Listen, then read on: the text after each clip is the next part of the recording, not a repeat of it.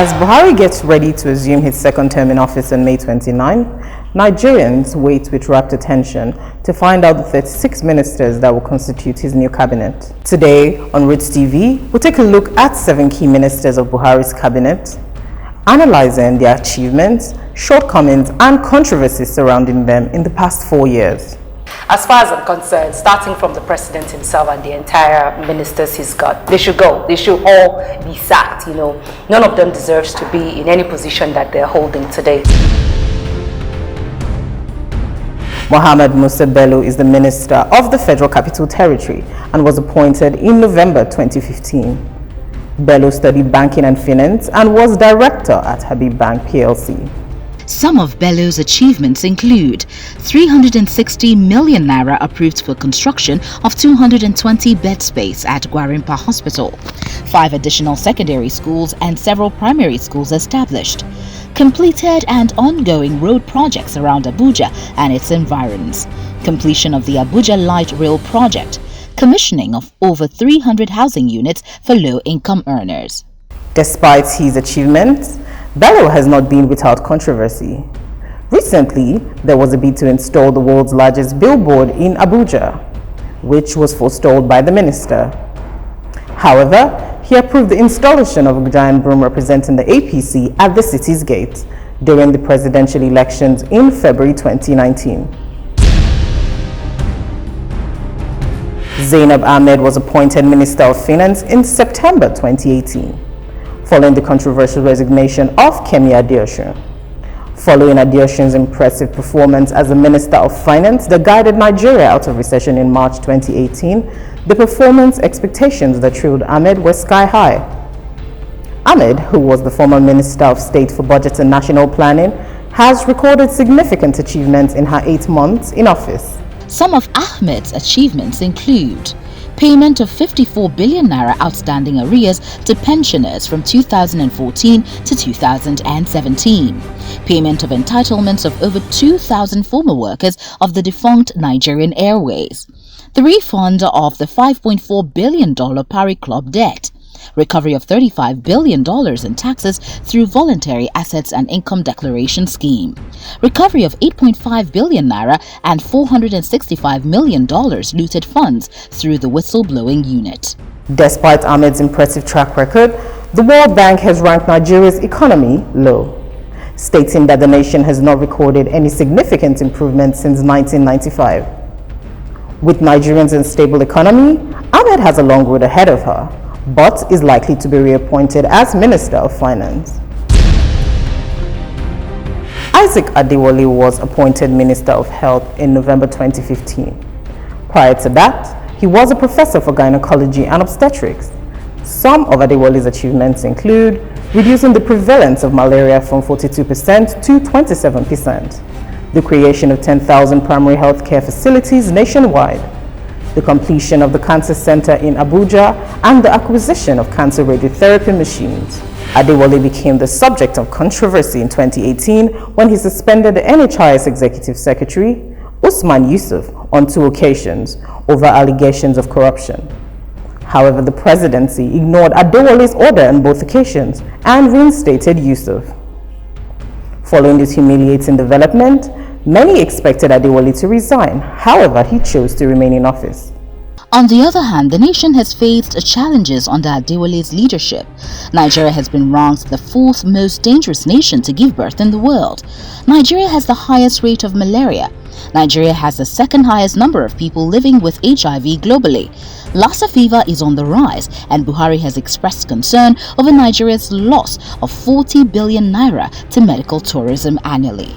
Although Adewale has recorded considerable milestones, Nigeria's health sector is currently experiencing major setbacks, and it remains unclear whether Adewale will be reappointed as minister.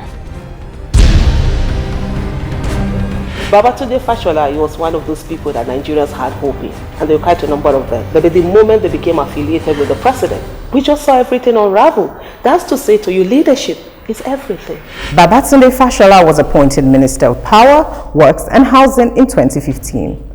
The former governor of Lagos and senior advocate of Nigeria is considered one of the most successful governors in Lagos State, and his appointment as minister was met with high expectations. Some of Fashola's achievements include completion of 366 kilometers and the rehabilitation of 430 kilometers of road nationwide, construction of 24 bridges and the maintenance of 19 bridges, employment of over 17,000 people in executing its projects, the commencement of major projects like the Second Niger Bridge, Lagos-Ibadan Expressway and the Bodo-Boni Bridge. The increase in power generation from 4,000 megawatts to 7,000 megawatts, an increase in transmission from 5,000 megawatts to 7,000 megawatts. In 2015, Fashola became the subject of controversy when it was alleged that he spent 78 million naira of Lagos taxpayers' money on building his personal website. In 2018, Fashola also came under fire when Nigerians disagreed with his assertion that most states in Nigeria have 24-hour power supply. Although Nigeria's power sector is still struggling, Fashola is likely to be reappointed. Mansur Dan Ali was appointed Minister of Defense in 2015. Before his appointment, Dan Ali enjoyed a successful career spanning over 2 decades as a senior officer in the Nigerian Army. Some of Dan Ali's notable achievements include procurement of high-caliber equipment including guns and aircraft for the armed forces, launching security operations including Python Dance, Crocodile Smile and Haven, establishing alliances with world military powers in defense and aerospace technology, the training of 7,000 military personnel in Nigeria and abroad to enhance service delivery. Despite all these, Nigeria has become the 3rd most terrorized nation in the world under Dan Ali's watch. Boko Haram has risen to become the 3rd deadliest terrorist group in the world, and herdsmen attacks have claimed thousands of lives. In Zamfara State, where Dan Ali hails from, armed bandits have claimed over 3,000 lives and destroyed over 2,000 homes. Due to the growing insecurity in the country, it is unlikely that Buhari will reappoint Dan Ali. This is the same minister who wanted to import grass from Brazil for cattle when they were talking about cattle colony. Exactly. Before Nigerians rose up against such a thing. This is the same minister who is not interested in knowing what the critical problems of farmers are.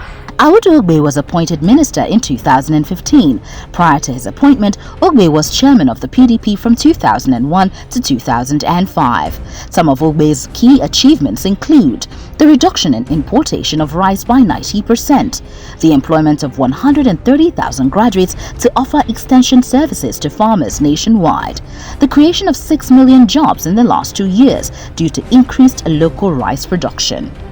In 2018, Ogbe generated controversy when he claimed the rice factories in Thailand closed down because of Nigeria's increased rice production.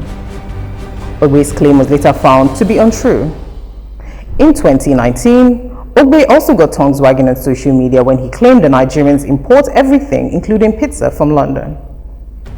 The government has expressed its desire to make agriculture a key pillar of Nigeria's economy, and Ogbe is likely to be reappointed, in light of the giant strides recorded in the sector so far. Rotimi Amechi was appointed Minister of Transportation in November 2015.